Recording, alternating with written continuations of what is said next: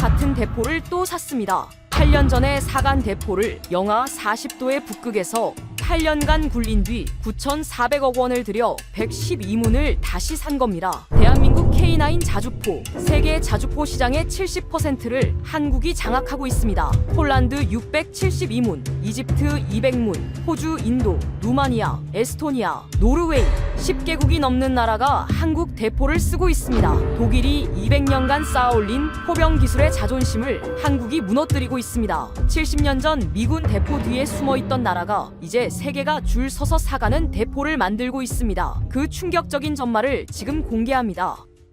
구독과 좋아요를 눌러주시면 한국의 위상이 널리 알려집니다. 한국 화이팅이라고 댓글을 남겨주세요. 저는 핀란드 국방군 포병 장비 획득국에서 22년째 근무하고 있는 부국장입니다. 헬싱키 국방대학을 졸업하고 라플란드 북극 방어선에서 포병 장교로 10년을 복무했습니다. 영하 40도의 눈밭에서 곡사포를 쏘는 것이 제 일이었습니다. 장갑 위에 성에가 끼고 포신에 얼음이 달라붙고 장전수의 손이 철판에 달라붙던 겨울이 매년 반복되었습니다. 핀란드 포병에게 대포는 단순한 무기가 아닙니다. 생존입니다. 핀란드의 동쪽 국경선 너머에는 러시아가 있습니다. 1340km, 유럽에서 러시아와 가장 긴 국경을 맞대고 있는 나라가 핀란드입니다. 1939년 겨울전쟁 때 소련 100만 대군의 침공을 막아낸 것도 포병이었고 지금 이 순간에도 핀란드 포병은 동쪽을 겨누고 있습니다. 대포가 안 되면 나라가 없어집니다. 그것이 핀란드 군인의 현실입니다. 포병 장교로 10년을 복무한 뒤 저는 장비 획득국으로 전출했습니다. 전장에서 대포를 쏘는 대신 전장에서 쏠 대포를 고르는 일을 맡게 된 겁니다. 어떤 의미에서는 더 무거운 책임이었습니다.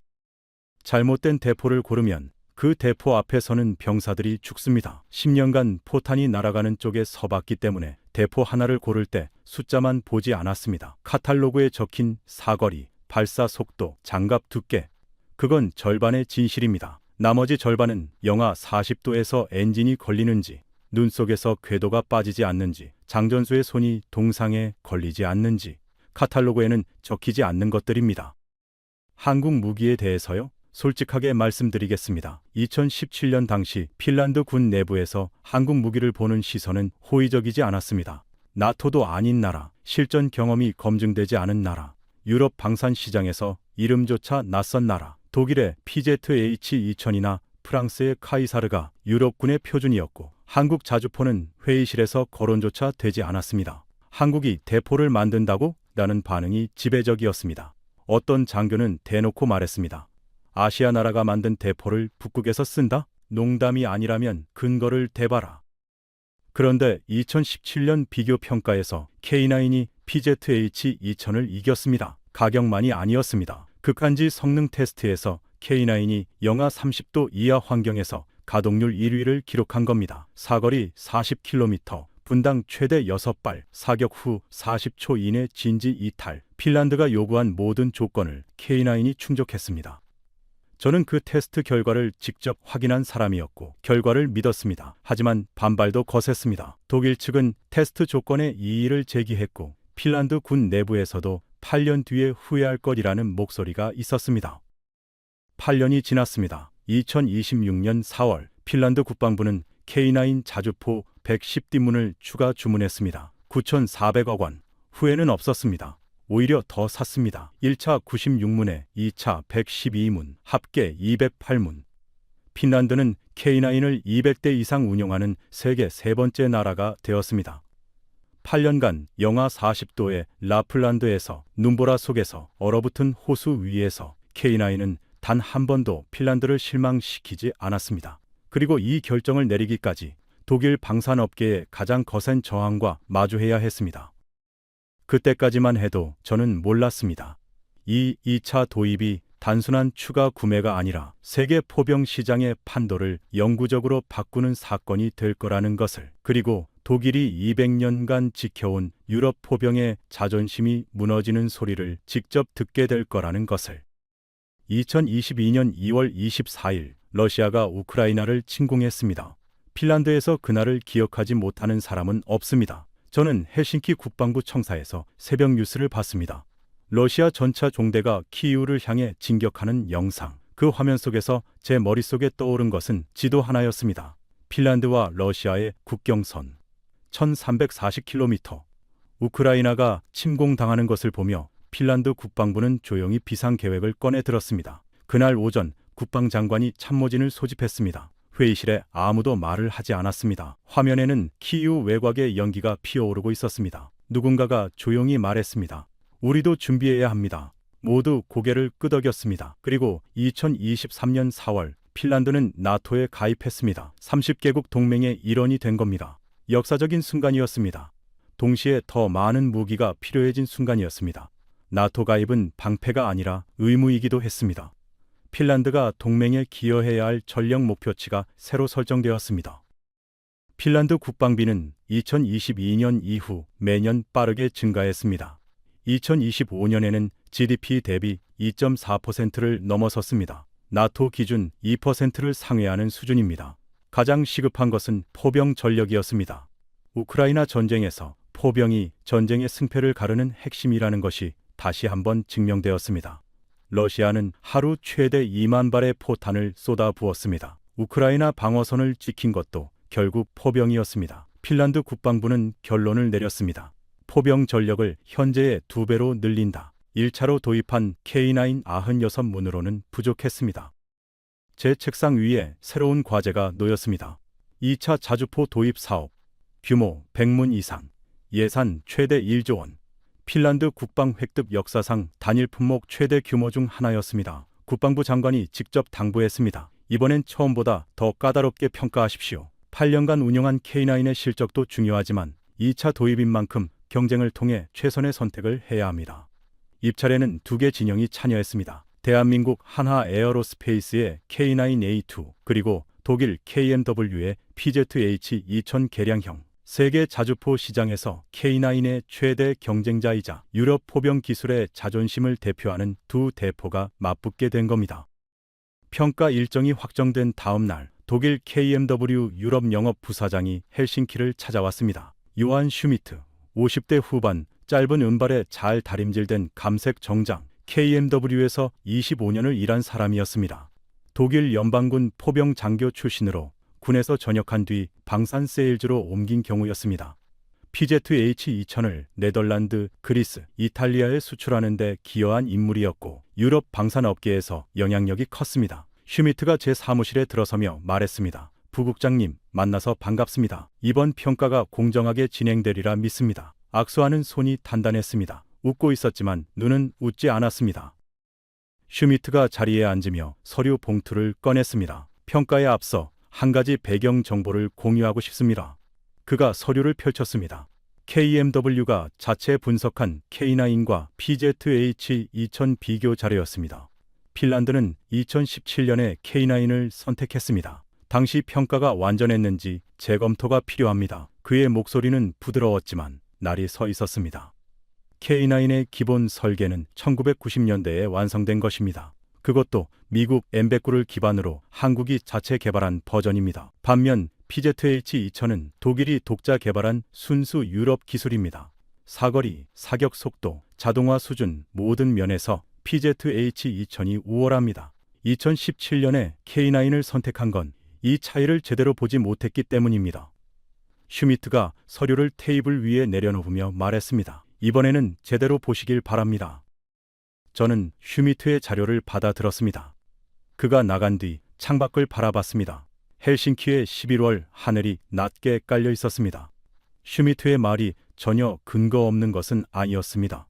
K9의 기본 설계가 M109를 참조한 것은 사실이었고 PZH-2000의 자동화 수준이 세계 최고비라는 것도 알고 있었습니다. 하지만 저는 8년간 K9을 북극에서 운용한 사람이었습니다. 카탈로그 숫자가 아니라 현장 데이터를 알고 있었습니다. 그리고 그 데이터는 슈미트의 자료와 다른 이야기를 하고 있었습니다.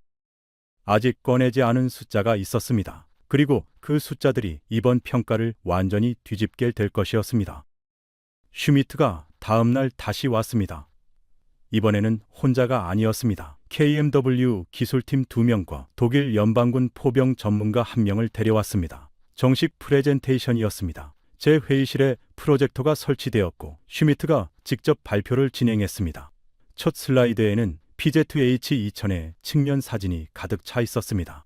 55톤의 강철 덩어리, 155mm 포신이 앞을 향하고 있었고 전체적인 인상은 K9보다 크고 무거웠습니다. 슈미트가 말했습니다. 부국장님, 오늘은 왜 PZ-H2000이 세계 최고의 자주포인지 설명드리겠습니다. 먼저 혈통을 보겠습니다. 슈미트가 첫 번째 자료를 가리켰습니다. 독일 포병의 역사는 200년입니다. 1차 세계대전에서 독일 포병은 서부 전선을 장악했고 2차 세계대전에서 독일의 자주포 기술은 전 세계에서 가장 앞서 있었습니다. PZ-H2000은 그 200년 기술이 응축된 결과물입니다. 설계에서 제조까지 100% 독일 기술입니다. 슈미트가 다음 슬라이드를 넘겼습니다. K9은 어떻습니까?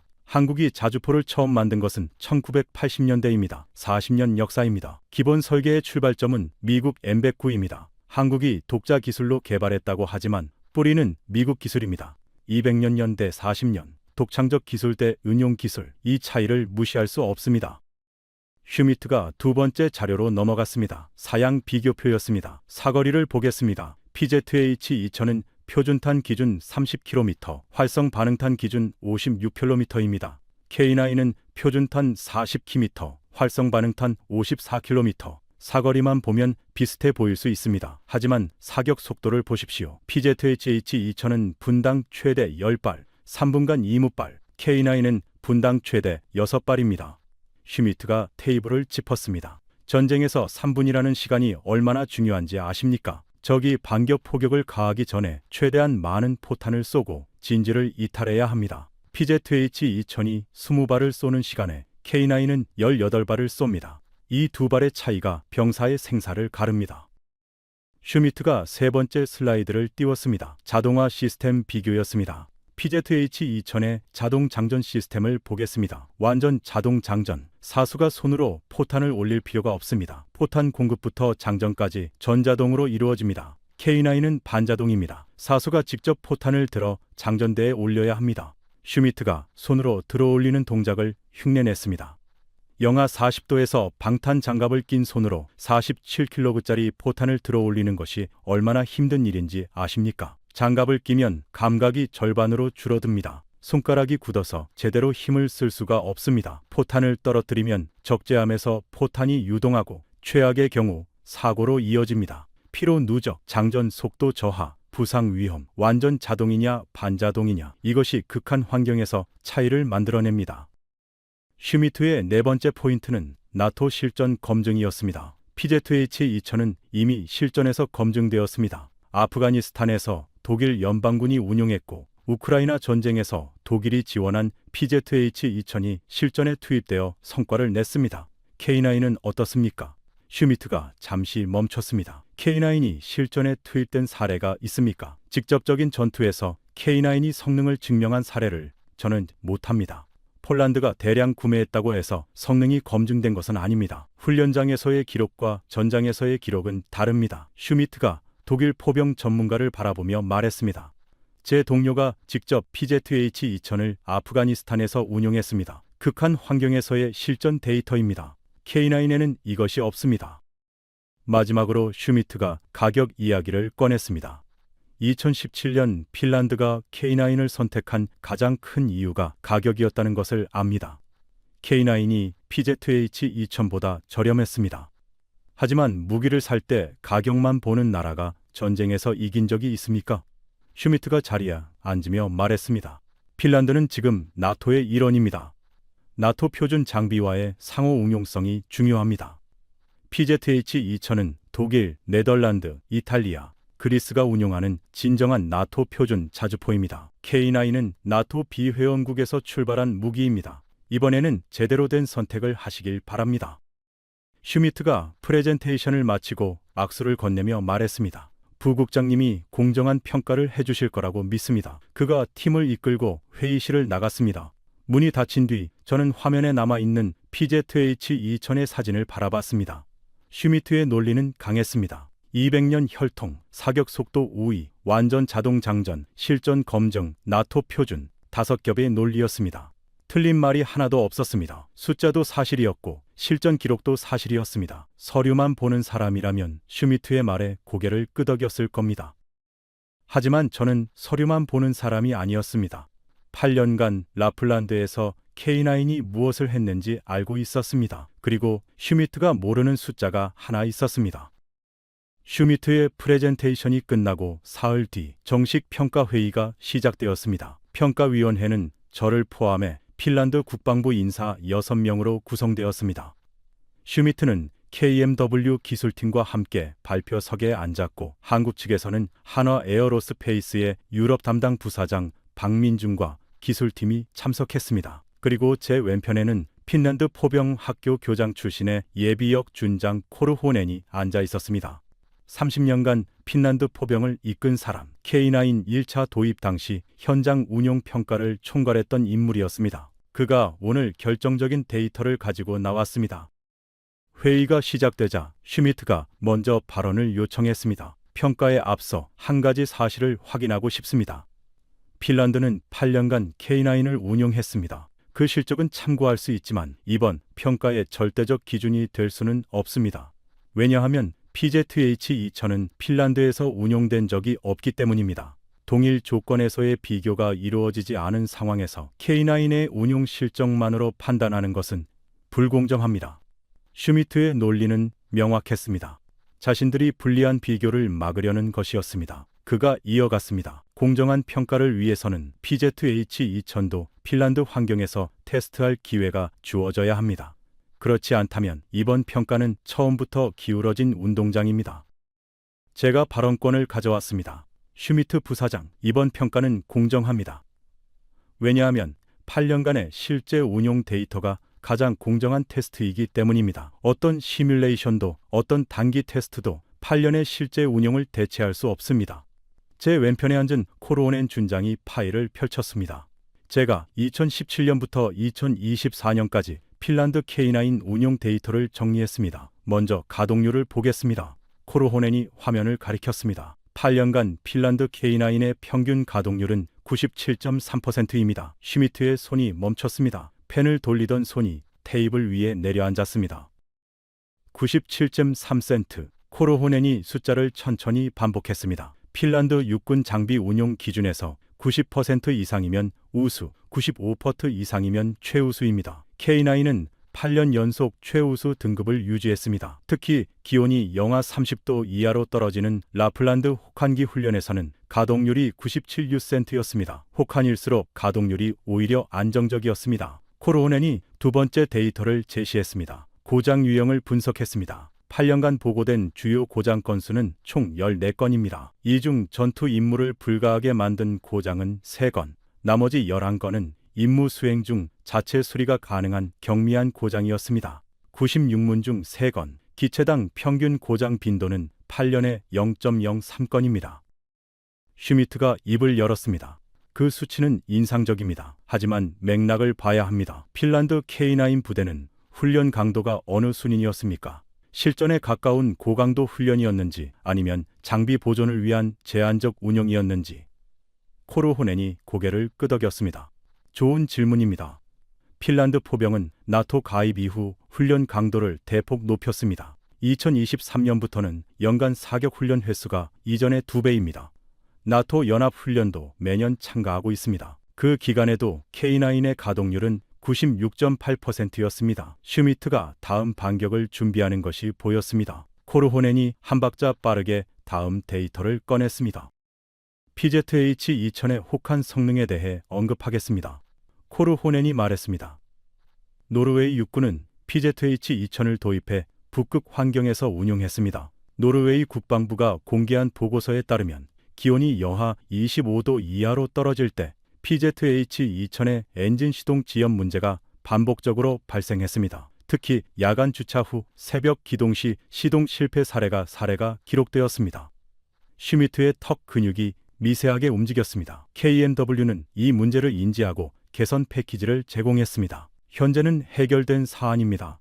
코르호넨이 고개를 끄덕였습니다. 맞습니다. 개선이 이루어졌습니다. 그런데 핀란드의 기온은 노르웨이보다 더 낮아질 수 있습니다. 라플란드 이나리 지역에서 영하 45도를 기록한 적이 있습니다. 개선된 PZH-2000이 영하 45도에서 시동 실패 없이 작동한다는 데이터가 있습니까? 슈미트가 대답하지 않았습니다. 저는 없다고 알고 있습니다. K9은 영하 32도에서 콜드 스타트 테스트를 통과했고 핀란드 운용 8년간 기온 이유로 인한 시동 실패는 단 한 건도 없었습니다. 코르호넨이 파일을 한 장 더 넘겼습니다. 라플란드 이나리 기지에서 2021년 1월 기온 영하 41도를 기록한 날 아침 훈련이 있었습니다. K9 전 차량 기동률 100%였습니다. 그날 훈련 일지를 가져왔습니다. 코르호넨이 서류를 테이블 위에 밀었습니다. 이것이 카탈로그가 아닌 현장 기록입니다. 회의실이 잠시 조용해졌습니다. 슈미트가 다른 각도로 반격했습니다.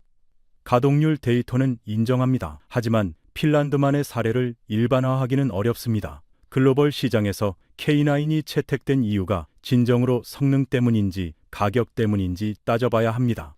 한국은 무기를 팔 때 금융 패키지와 절충 교역을 결합해서 삽니다. 가격 경쟁력만으로 시장을 공략하는 방카는 방식입니다. 이것은 예상된 공격이었습니다. 저는 박민준 부사장을 바라봤습니다. 그가 자리에서 일어섰습니다. 박민준이 화면을 띄웠습니다. 세계 지도에 K9 도입국이 표시되어 있었습니다. 폴란드, 핀란드, 노르웨이, 에스토니아, 루마니아, 이집트, 인도, 호주, 쿠웨이트, 빨간 점이 유럽과 중동과 태평양에 골고루 찍혀 있었습니다. 슈미트 부사장님, 10개국이 K9을 선택했습니다. 이 나라들이 전부 가격에만 눈이 멀었다고 보십니까? 박민준이 첫 번째 사례를 꺼냈습니다. 호주를 보겠습니다. 호주는 K9을 30문 도입했습니다. 호주의 방산 조달 절차는 세계에서 가장 까다롭기로 유명합니다. 호주 정부는 K9이 호주 환경 조건에서 요구 성능을 충족하는지 2년간 독립평가를 거쳤습니다. 퀴즐랜드의 고온 사막 환경, 북부 지역의 우기 진창 환경, 고산지대 기동 환경, 세 가지 극한 조건을 전부 통과했습니다. 금융 패키지나 절충 교역이 아니라 순수 성능 평가로 선정된 겁니다. 박민준이 두 번째 사례를 꺼냈습니다. 이집트를 보겠습니다. 이집트는 K9을 200문 도입했습니다. 이집트는 사막 환경에서 운용합니다. 영하 40도의 북극과 정반대 환경입니다. 같은 대포가 북극과 사막 모두에서 채택된 겁니다. 특정 환경에만 최적화된 대포가 아니라는 뜻입니다. 슈미트가 팔짱을 꼈습니다. 반박할 말을 찾고 있는 자세였습니다.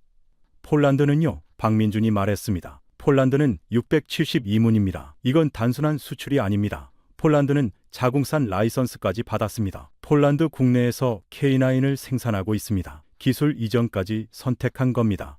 폴란드가 가격 때문에 자국 방산 기반을 희생했다고 보십니까? 슈미트의 팔짱이 풀렸습니다. 박민준이 마지막 숫자를 꺼냈습니다. 2025년 기준 신규 자주포 발주 시장에서 K9의 점유율은 약 70%입니다. 숫자가 화면에 크게 떴습니다. 70. 전 세계에서 새로 생산되는 자주포 10대 중 7대가 K9입니다. PZH-2000의 점유율은 8%입니다. 박민준이 두 숫자를 나란히 띄웠습니다. 70대 8. 슈미트 부사장님이 독일의 200년 혈통을 말씀하셨습니다. 그 200년 혈통을 가진 대포가 40년 역사의 대포에게 시장의 87%를 내준 겁니다. 이것이 가격으로만 이긴 결과라고 보십니까? 아니면 성능으로 이긴 결과라고 보십니까? 슈미트가 대답하지 않았습니다. 5초, 8초. 그가 물을 한 모금 마셨습니다. 박민준이 자리에 앉으며 조용히 덧붙였습니다. 그리고 한 가지 더. 슈미트 부사장님이 K9의 실전 기록이 없다고 하셨습니다. 그 부분에 대해서는 다음에 말씀드리겠습니다. 아직 꺼내지 않은 데이터가 있습니다. 슈미트가 처음으로 자세를 고쳐 앉았습니다. 오전 내내 기대고 있던 등을 세운 겁니다. 회의실 창밖으로 헬싱키의 겨울 하늘이 낮게 깔려 있었습니다. 아직 끝나지 않았습니다. 진짜 반전은 지금부터였습니다. 점심 휴식 후 오후 세션이 시작되었습니다. 슈미트가 자리에 앉으며 넥타이를 고쳐 맸습니다. 오전에 비해 표정이 단단해져 있었습니다. 휴식 시간 동안 반격을 준비한 겁니다. 오후 세션에서는 제가 먼저 발언하겠습니다. 슈미트가 새로운 자료를 펼쳤습니다. 오전에 K9의 실전 기록 문제를 언급했습니다. 박 부사장이 다음에 답변하겠다고 했습니다. 그 전에 제가 먼저 데이터를 제시하겠습니다. 슈미트가 화면에 우크라이나 지도를 띄웠습니다.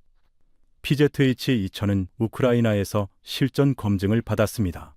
독일이 우크라이나에 PZH-2018문을 지원했습니다. 이 대포들은 2022년부터 현재까지 실제 전투에서 러시아군을 상대로 포격 임무를 수행하고 있습니다.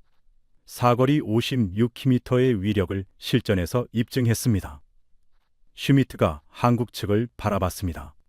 K9은 어느 나라에서 실전에 투입됐습니까? 폴란드가 672문을 샀지만 그 대포들이 실전에 투입된 적이 있습니까? 슈미트가 잠시 멈추고 말했습니다.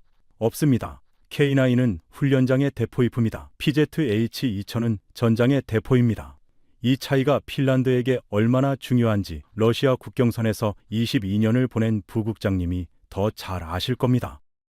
강한 반격이었습니다. 실전 검증이라는 카드는 무기 조달에서 가장 강력한 논거 중 하나입니다. 회의실에 앉은 핀란드 국방부 인사들의 표정이 굳었습니다. 저도 인정합니다. PZH-2000이 우크라이나에서 실전을 치르고 있다는 사실은 반박하기 어려운 점수였습니다. 박민준이 손을 들었습니다. 슈미트 부사장님, 좋은 지적입니다.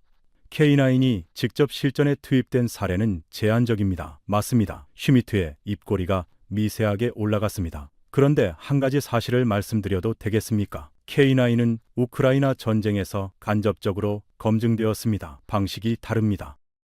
박민준이 화면을 바꿨습니다. 폴란드 지도가 나타났습니다. 2022년 러시아의 침공 직후 폴란드는 자국이 보유하던 소련제 자주포 대부분을 우크라이나에 지원했습니다. 폴란드는 즉각 전력 공백이 발생했습니다. 나토 동맹국으로서 폴란드의 방어 전력이 급격히 약화된 겁니다. 전쟁이 나라 바로 옆에서 벌어지고 있는 상황에서 박민준이 이어갔습니다. 폴란드는 이 전력 공백을 메우기 위해 긴급하게 자주포를 조달해야 했습니다. 폴란드 국방부는 유럽 전체를 뒤졌습니다. PZH-2000을 원했지만 독일 KMW의 납기가 너무 길었습니다. 프랑스 카이사르를 원했지만 역시 재고가 없었습니다.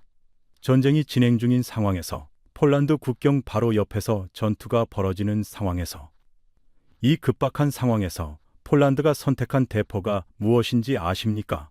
슈미트가 대답하지 않았습니다. K9입니다. 폴란드는 전력 공백을 메우기 위한 긴급 조달 대상으로 K9을 선택했습니다. 실제로 전쟁이 벌어지는 상황에서 전력을 채울 대포로 폴란드가 K9을 택한 겁니다. 박민준이 잠시 멈추고 슈미트를 바라봤습니다. 전쟁터 옆에서 긴박하게 대포를 고르는 나라가 훈련장의 대포를 선택했겠습니까?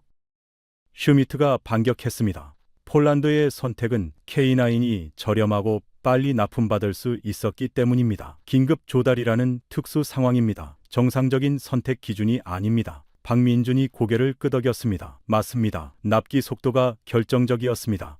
그런데 그것이 바로 네 번째 논점입니다. 박민준이 새로운 슬라이드를 띄웠습니다. 생산 능력 비교 차트였습니다. 납기를 이야기하겠습니다. 슈미트 부사장님, PZH-2000의 현재 신규 주문 납기가 얼마입니까? 슈미트가 잠시 망설였습니다. 현재 생산 라인 상황에 따라 다릅니다. 박민준이 말했습니다. 공식 입찰 서류에 명시된 납기를 말씀드리겠습니다. PZH-2000 신규문 기준 납기 36개월에서 48개월, 최소 3년, 최대 4년입니다.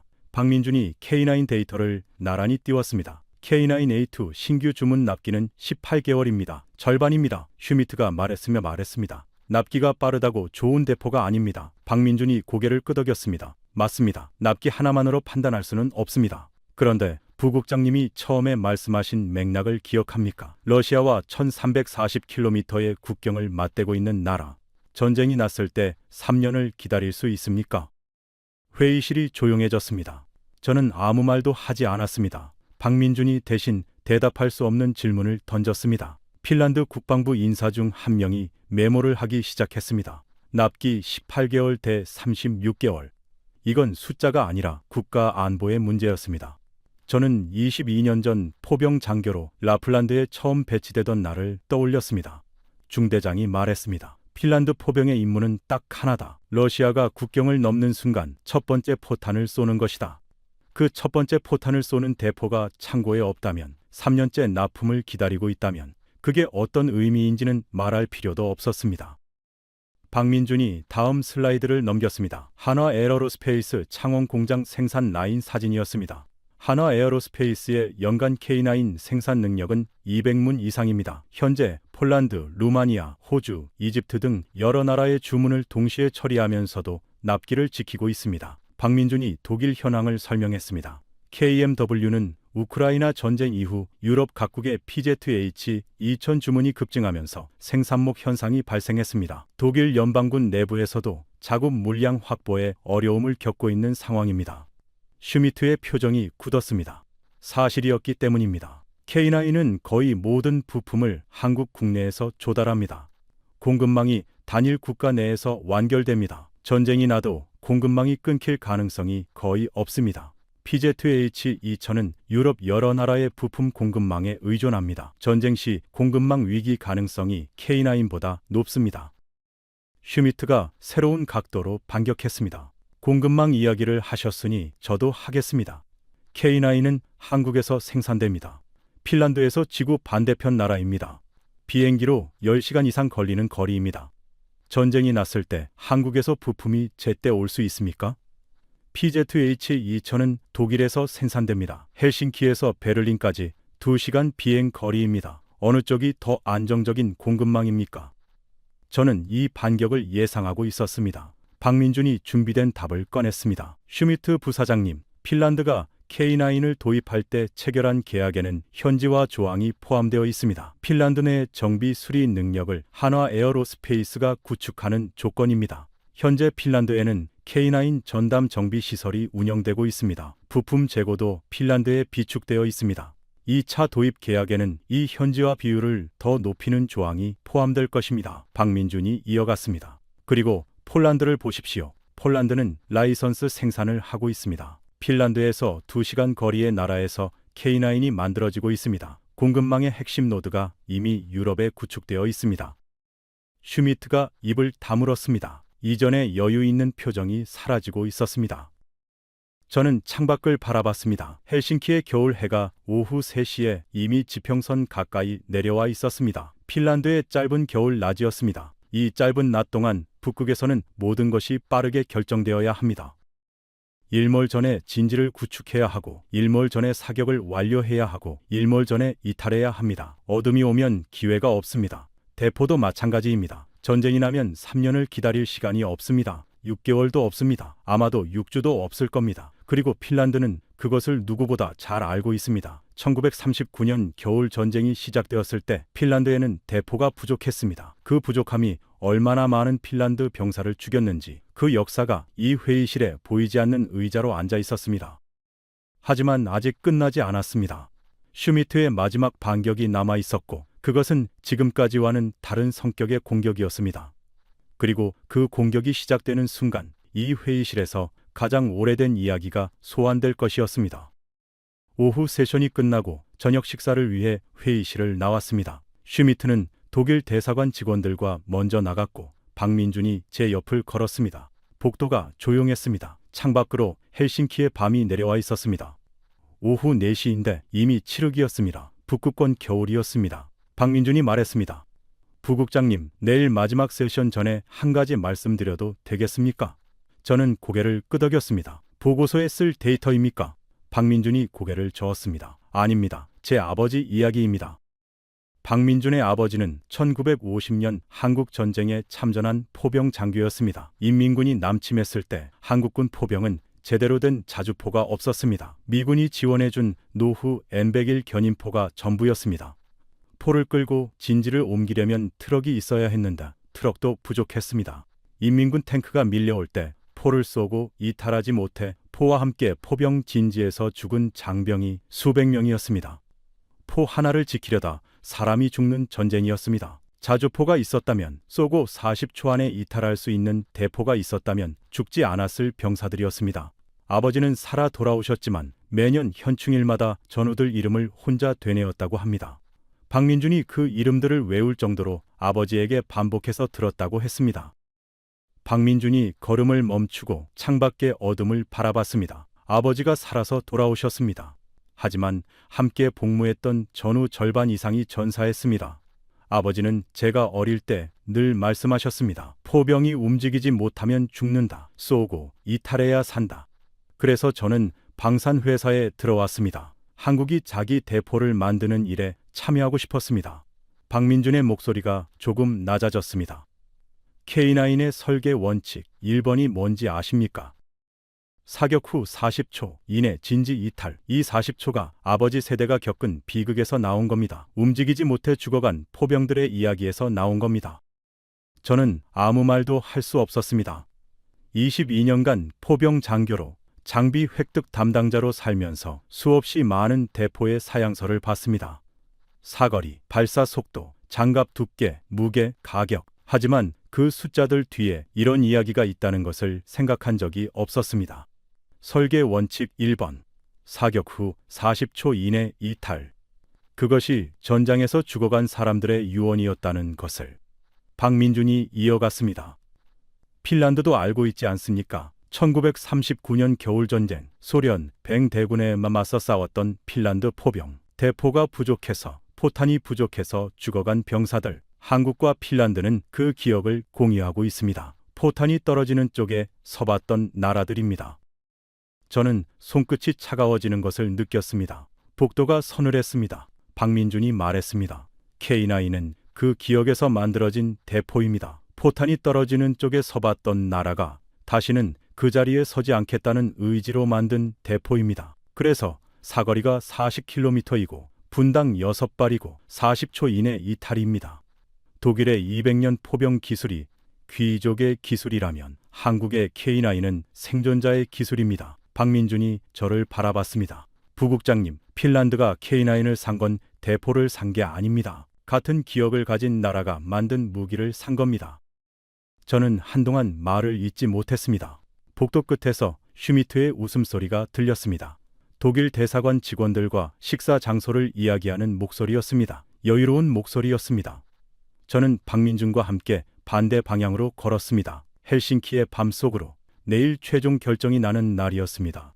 그리고 저는 이미 결정을 내리고 있었습니다. 그날 밤 숙소에서 천장을 바라보며 생각했습니다. 슈미트의 논리는 강했습니다. 200년 혈통, 사격 속도, 자동화, 실전 기록, 나토 표준, 하나씩 반박하기 어려운 논점들이었습니다.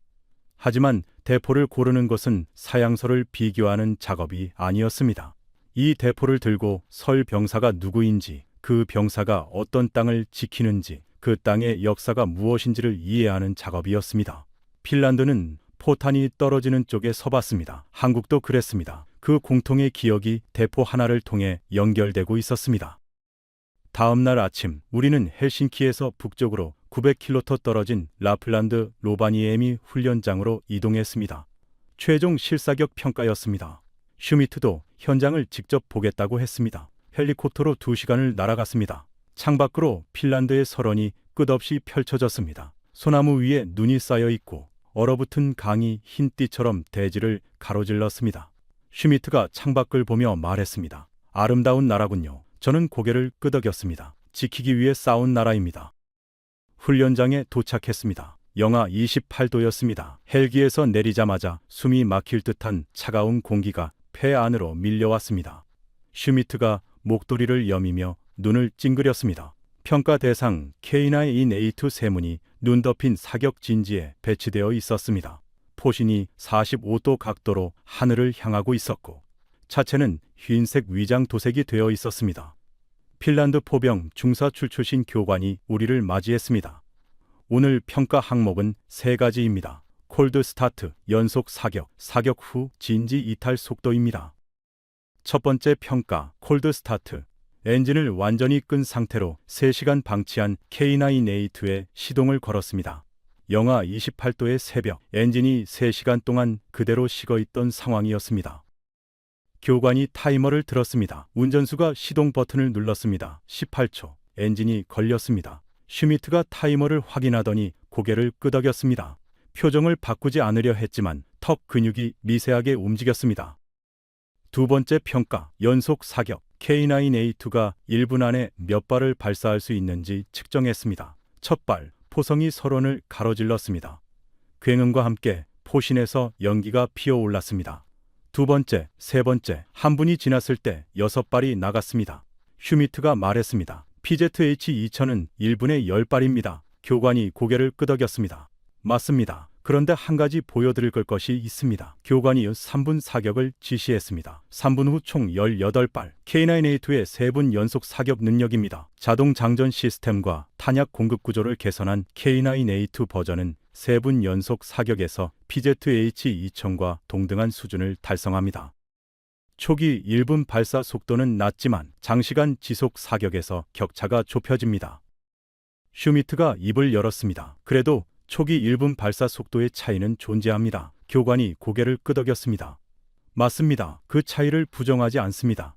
그런데 한 가지 여쭤봐도 되겠습니까? 교관이 슈미트를 바라봤습니다.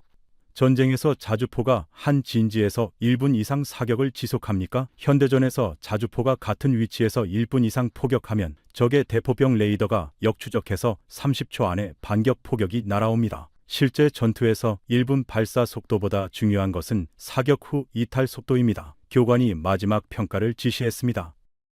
세 번째 평가. 사격 후 진지 이탈. K9A2가 3발을 연속으로 발사한 직후 타이머가 시작되었습니다.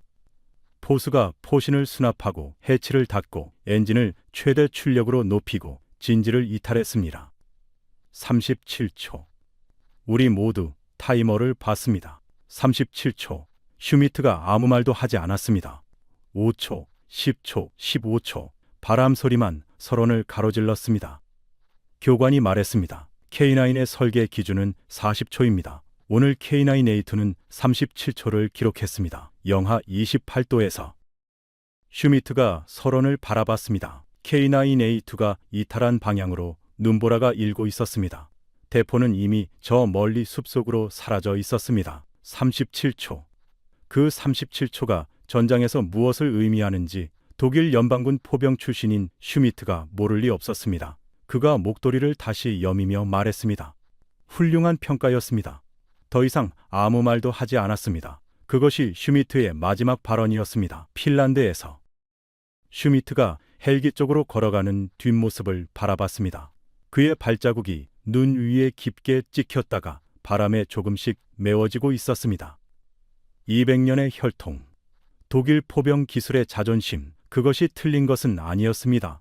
PZH-2000은 훌륭한 대포입니다. 하지만 오늘 이 서론에서 K9이 증명한 것은 숫자가 아니었습니다. 영하 28도에서 18초 만에 시동이 걸리고 3발을 쏘고 37초 만에 진지를 떠나는 대포. 그것이 북극에서 살아남는 방법이었습니다.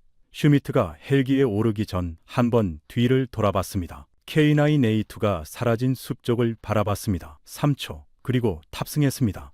그 3초 동안 그의 눈에 무엇이 지나갔는지는 알 수 없었습니다. 하지만 헬기 프로펠러가 돌아가기 시작했을 때 슈미트는 더 이상 핀란드에 올 이유가 없었습니다. 그리고 핀란드는 그것을 알고 있었습니다. 항상 그래왔습니다. 헬기가 헬싱키로 돌아오는 동안 저는 창밖의 설원을 바라봤습니다. 라플란드의 겨울 하늘은 오후 4시에 이미 붉게 물들기 시작했습니다. 짧은 낮이 끝나가고 있었습니다. 저 아래 어딘가에 K9A2가 숲속 진지에서 다음 사격 명령을 기다리고 있을 겁니다. 37초. 그 숫자가 머릿속에서 떠나지 않았습니다. 헬기 안에서 슈미트는 눈을 감고 있었습니다. 잠든 건지 생각하는 건지 알 수 없었습니다. 박민주는 노트북을 열고 뭔가를 정리하고 있었습니다. 저는 아무것도 하지 않았습니다. 그냥 창밖을 봤습니다. 헬싱키 국방부로 돌아와 보고서를 썼습니다. 결론은 이틀 전 이미 머릿속에서 완성되어 있었습니다. K9A2를 2차 도입 대상으로 최종 선정한다. 112문 9,400억 원. 근거는 다음과 같다. 첫째, 8년간 핀란드 환경에서 검증된 가동률 97.3%. 둘째, 납기 18개월로 핀란드 전력 증강 일정에 부합. 셋째, 현지화 정비체계 구축으로 공급망 안정성 확보. 넷째, 라플란드 실사사격 평가에서 콜드 스타트 18초, 진지 이탈 37초 기록. 보고서를 장관에게 제출했습니다. 장관이 한 줄을 추가해달라고 했습니다. 북극이 검증한 대포, 그것이 최종 결론이 되었습니다. 박민준이 서울로 돌아가는 날 아침, 공항에서 짧게 악수를 했습니다. 그가 말했습니다. 부국장님, 감사합니다. 저는 고개를 저었습니다. 감사할 건 없습니다. 우리는 더 나은 대포를 골랐을 뿐입니다. 박민준이 웃으며 말했습니다. 아버지가 살아 계셨다면 기뻐하셨을 겁니다. 한국 포병이 핀란드 북극을 지킨다는 말을. 저는 그 말을 받아들이는데 한 박자가 걸렸습니다. 한국 포병이 핀란드 북극을 지킨다. 70년 전 포탄이 떨어지는 쪽에 서 있던 나라가 이제 포탄을 쏘는 쪽의 나라를 지켜주고 있습니다. 대포를 통해서 박민준의 아버지가 견인포를 끌며 살아남은 그 전쟁에서 한국은 자기 대포를 만들겠다는 다짐을 했습니다. 그 다짐이 K9이 되었고 K9이 핀란드 라플란드의 눈밭에서 37초를 기록하고 있습니다. 역사는 이렇게 이어집니다. 슈미트는 헬싱키를 떠나며 아무 말도 하지 않았습니다. 독일 대사관을 통해 공식 이의 제기가 올 수도 있다고 예상했지만 오지 않았습니다. 아마 슈미트도 알고 있었을 겁니다. 영하 28도에서 18초의 시동이 걸리고 37초의 진지를 떠나는 대포 앞에서 할 수 있는 말이 없다는 것을 200년의 혈통이 그날의 설원에서 37초 앞에 서 있었습니다. 대포의 가치는 사격장이 아니라 전장에서 결정됩니다. 그리고 북극은 세계에서 가장 혹독한 사격장입니다. 한국은 그 사격장에서 8년을 버텼고 8년 뒤 다시 선택받았습니다. 포탄이 떨어지는 쪽에 서봤기 때문에 쏘고 살아남는 법을 아는 대포를 만든 겁니다. 2026년 현재 대한민국 K9 자주포는 세계 10개국 이상에서 운용되고 있습니다. 신규 자주포 시장 점유율 약 70%, 방위산업 수출 377억 달러로 세계 4위, 핀란드 2차 도입 112문 9,400억 원을 포함해 수주 잔고는 계속 쌓이고 있습니다. 폴란드에서는 K9이 라이선스 생산되고 있고 루마니아에서도 현지 생산 협상이 진행 중입니다. 하나 에어로스페이스는 미국 자주포 시장 진출도 타진하고 있습니다.